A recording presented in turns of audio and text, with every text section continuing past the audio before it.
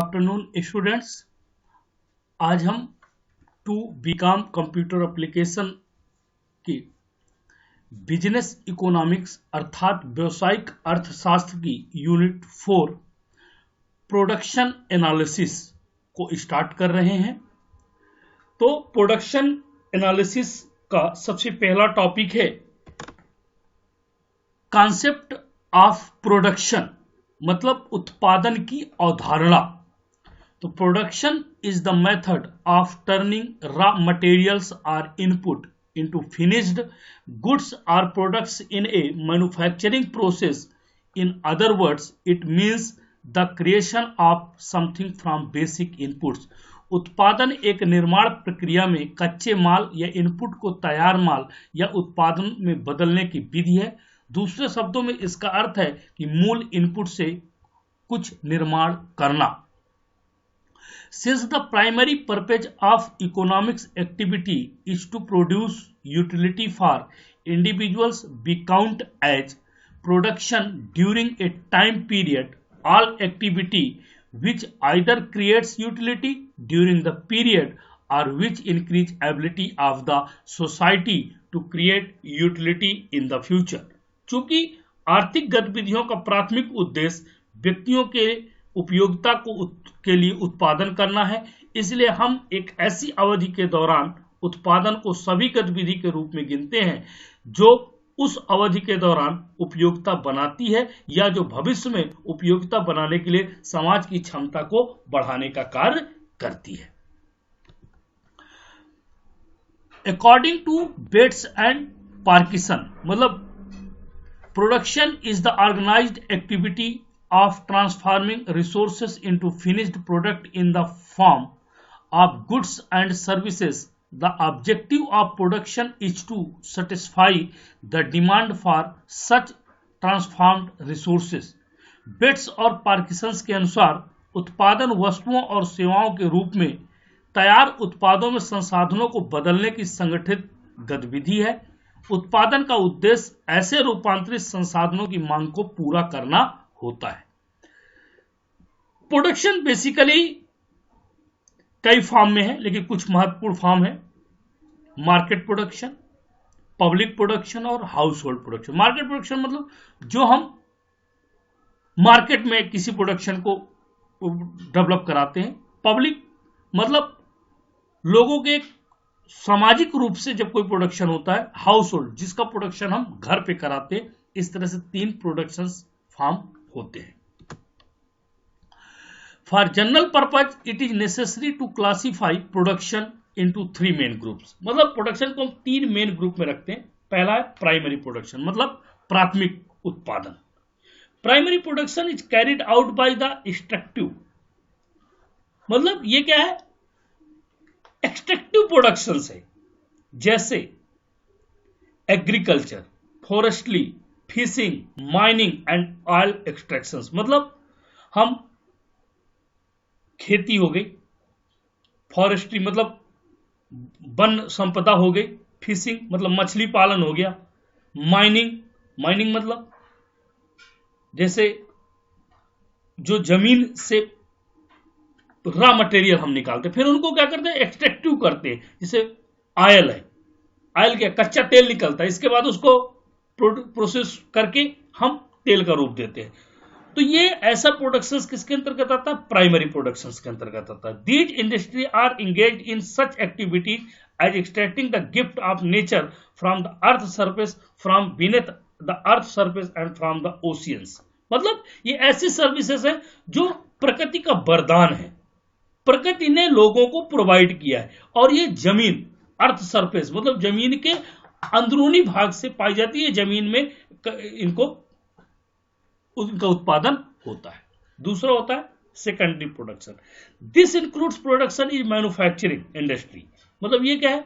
जहां पर प्रोडक्ट बनते हैं, जैसे turning out semi finished in finished goods from raw material and intermediate goods. मतलब जहां पर कच्चा माल को एक प्रोडक्ट का रूप, नया रूप दिया जाता है, ऐसे प्रोडक्शन को हम लोग सेकेंडरी प्रोडक्शन के नाम से जानते हैं। Conversion from floor into breadth और आयरन और इनटू फिनिश्ड स्टील, मतलब जैसे आटे से हम क्या बनाते हैं, ब्रेड बनाते हैं, और लोहे से हम क्या बनाते हैं, स्टील बनाते हैं। तो ये उसका रूप परिवर्तित कर दिया जाता है, ये सेकेंडरी प्रोडक्शन होता है। They are generally describe as manufacturing and constructing industry such as the manufacture of cars, furnishing, clothing and chemicals are also engineering and buildings. मतलब कार बनती हैं, फर्नीचर्स बनते हैं, क्लॉथ कपड़े बनते हैं, केमिकल्स दवाएं बनती हैं, ऐसी इंडस्ट्री सेकेंडरी प्रोडक्शंस के अंतर्गत आती हैं। थर्ड होता है टर्टियरी प्रोडक्शन, इसको तृतीयक प्रोडक्शन, तृतीय प्रोडक्शन उत्पादन कहते हैं। Industries in the tertiary sector produce all those services which enable to finished good to be put in the hands of consumer. मतलब ये तीसरी जो उत्पादन की विधि है, इसमें फाइनल माल बनता है और वो जब जाके कंज्यूमर के हाथ, मतलब कस्टमर जो यूज करने वाला है, यूजर के हाथ तक पहुंचता है। In fact, these services are supplied to the firms in all types of industry and directly to consumers. मतलब ये क्या होता है, किसी फर्म के द्वारा, कंपनी के द्वारा, इंडस्ट्री के द्वारा डायरेक्टली कंज्यूमर तक उनको पहुंचाया जाता है। Cover distributed traders, banking, insurance, transports and the communication. Government services such as law, administration, education, health and defence are also include. इसके अंतर्गत, टेरिटरी के अंतर्गत ये सारी चीजें आती हैं। उद्यमी उन सभी सेवाओं को उत्पादन करते हैं जो तैयार माल को उपभोक्ता के हाथों में डालने में सक्षम बनाती। वास्तव में इन सेवाओं को सभी प्रकार के उद्योगों में और सीधे उपभोक्ताओं को आपूर्ति की जाती है। उदाहरण वितरक, व्यापारी, बैंकिंग, बीमा, परिवहन और संचार को कवर करते हैं। कानून, प्रशासन, शिक्षा, स्वास्थ्य और रक्षा जैसी सरकारी सेवाएं भी इसके अंतर्गत शामिल होती है। अब फैक्टर ऑफ प्रोडक्शन, मतलब उत्पादन के कारक क्या क्या हो सकते हैं। प्रोडक्शन ऑफ कमोडिटी और service required to use of certain resources और factors of production since most of the resources necessary to carry on production are scarce relative to demand for them, they are called economic resources. मतलब किसी वस्तु या सेवा के उत्पादन में कुछ संसाधनों या कारकों के उपयोग की आवश्यकता होती है। चूंकि उत्पादन पर ले जाने के लिए आवश्यक अधिकांश संसाधन उनके लिए मांग के सापेक्ष दुर्लभ है, इसलिए उन्हें आर्थिक संसाधन कहा जाता है। Resources which we shall call factors of production are combined in various way by firm और enterprise to produce an annual flow of goods and services. संसाधन जिसे हम उत्पादक के कारक कहेंगे, विभिन्न प्रकार से संयुक्त होते हैं, फर्मों या उद्यमों द्वारा माल और सेवाओं के वार्षिक प्रवाह का उत्पादन करने के लिए प्रयोग किए जाते हैं। अब देखिए उत्पादन के कारक क्या क्या है। सबसे पहला लैंड, लैंड मीन्स जमीन, लेबर कार्य करने वाले लोग, कैपिटल पूंजी, प्रोवाइड्स फैक्टर इनपुट टू, मतलब ये तीनों मिलकर इनपुट्स करते हैं, productive enterprises which organise them to produce, और एक कंपनी क्या करती है, उस माल को बनाने के लिए प्रोड्यूस करती है, and output for the market, और इसके बाद वो क्या हो जाता है, मार्केट में उसके आउटपुट के रूप में प्रोवाइड किया। The organisation of production, production इस तरह से किया जाता है। अब हम फैक्टर ऑफ प्रोडक्शन को क्लासिफाइड करते हैं कैसे, नेम, नेचर और reward. Name, land, any natural resources, कहीं से भी मिल सकती है। रिवार्ड, दूसरे रेंट से भी ली जा सकती है। लेबर, टोल एंड और स्किल्स, मतलब हम लेबर रख भी सकते हैं और खरीद बेच मजदूर भी रख सकते हैं। कैपिटल, मैन मेड रिसोर्स, मतलब लोगों के द्वारा जो बनाई हुई पूंजी, या फिर इंटरेस्ट ब्याज में ले सकते हैं। Enterprise, risk tasking and organising, मतलब भाई कोई भी प्रोडक्ट बनाएगी कंपनी तो रिस्क तो रहेगा, लेकिन रिवार्ड उसको क्या मिलेगा, बदले में उसको प्रॉफिट मिलेगा, कमाई होगी उसकी। Production function, the function that explain the relationship between physical input and physical output is called the production function. Production function जिसे क्या कहते हैं, वो फंक्शन जो भौतिक इनपुट और भौतिक आउटपुट के बीच संबंध को समझाता है, उस फंक्शन को हम लोग प्रोडक्शन फंक्शन के नाम से जानते हैं। We normally denote the production function is the form. Production function को हम किस तरह से दर्शाते हैं, Q equal to F x1, x2 bracket पे, जहां पर Q रिप्रेजेंट कर रहा है final output and x1 and x2 कर रहे हैं inputs of the factor of production. Means x1 और x2 मिलके फाइनल आउटपुट को प्रोड्यूस करते हैं। अब प्रोडक्शन क्या है, तीन तरह से होता है। पहला होता है total product. The total product refer to the total amount of the output produced with a given amount of input during a period of time. Therefore, a firm wanting to increase its total product in short run will have to increase its various factor as the fixed factor remain unchanged. Means कुल उत्पादन समय की अवधि के दौरान दिए गए input के साथ उत्पादित आउटपुट की कुल राशि को संदर्भित करता है। इसलिए लघु अवधि में अपने कुल उत्पाद को बढ़ाने की इच्छा रखने वाले एक फर्म को अपने परिवर्तनीय कारकों को बढ़ाना होगा, क्योंकि निश्चित कारक अपरिवर्तित रहेंगे। Long run we know that the factor become variable. The firm can increase the total product by increasing any of its factor as all factors become variable. The concept of total product helps us understand what is called the marginal product. मतलब इसमें देखिए total product दो, एक short term product है और long term है। तो जैसा कि हम जानते हैं सभी कारक परिवर्तनशील होते हैं। फर्म अपने किसी भी कारक को बढ़ाकर अपने कुल उत्पादन को बढ़ा सकती है, क्योंकि सभी कारक परिवर्तनशील हो जाते हैं। टोटल प्रोडक्ट का कॉन्सेप्ट हमें समझने में मदद करता है कि मार्जिनल प्रोडक्ट क्या है। अब marginal product, the total product can be calculated by adding subsequent marginal return to an input. The increase in output per unit increase in input is called marginal product.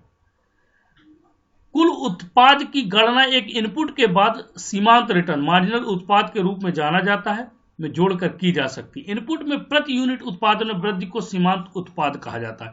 इस प्रकार यदि हम श्रम को उत्पादन प्रक्रिया में प्रयुक्त इनपुट मान लें तो सीमांत उत्पाद की गणना निम्नानुसार की जाती है। एमपी मतलब marginal product equal to change in output divided by change in input.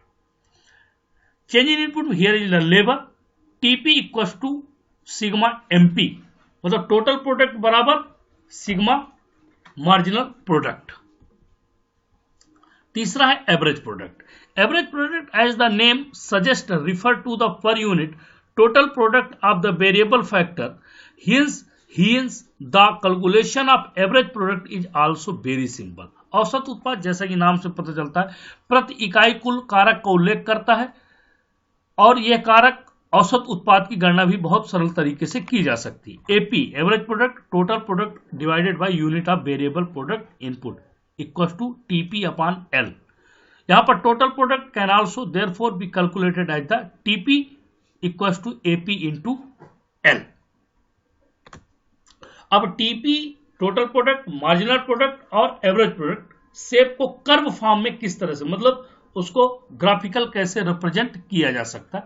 When we take a look at the figure below the following can be noted about the shape of the TP, MP and AP अर्थात total product, marginal product और average product curves. तो आप देखिए TP, MP, AP और इसके बाद तीनों अलग अलग टोटल प्रोडक्ट्स जाता है, फिर इसके बाद मार्जिनल प्रोडक्ट्स आता है, इसके बाद एवरेज प्रोडक्ट्स आता है और तीनों को कैलकुलेट करके total product max when MP equal 0, marginal product equal 0। तो the TP curve first increase and at an increase rate after which it continues to increase but and decrease rate giving the curve and S sharp. This trend continues till total product reaches its maximum. Here marginal product equals to 0. After the maximum total product start to fall or its declines. Means total product curve क्या करता है, सबसे पहले वो top पे जाता है और इसका तब तक वो काम करता है जब तक कि मार्जिनल प्रोडक्ट 0 नहीं हो जाता है। The marginal product curve also initial increase reaches its maximum and the decline. Note the maximum of marginal product is reached at the point where total product start to increase at diminishing rate. An increasing interesting fact is that marginal product can also be negative, whereas TP is always positive even when it declines. Means जब marginal product curve वो भी अपने maximum, देखिए सभी product कोई वो चाहे total product हो चाहे मार्जिनल प्रोडक्ट हो और चाहे एवरेज, ये सब अपने मैक्सिमम पे जाते हैं लेकिन एक समय के बाद वो क्या हो जाते हैं, स्थिर हो जाते हैं। The average product curve also shown a similar trend as the marginal product, जिस तरह से वो करता है मार्जिनल प्रोडक्ट उसी तरह से एवरेज प्रोडक्ट करता है। It rises reaches its maximum and then falls, एक समय ऊपर तक जाता है और इसके बाद नीचे गिरना स्टार्ट कर देता है। At the point where AP reaches it maximum AP equals to MP, मतलब एवरेज प्रोडक्ट और मार्जिनल प्रोडक्ट बराबर हो जाते। All total product, marginal product and average product curves are inverted U shaped में बने हुए हैं। धन्यवाद, आज के लिए इतना काफी है। नेक्स्ट क्लास जो भी होगी उसमें हम लोग इसके नया टॉपिक स्टार्ट करेंगे कि किस तरह से आगे इसमें हम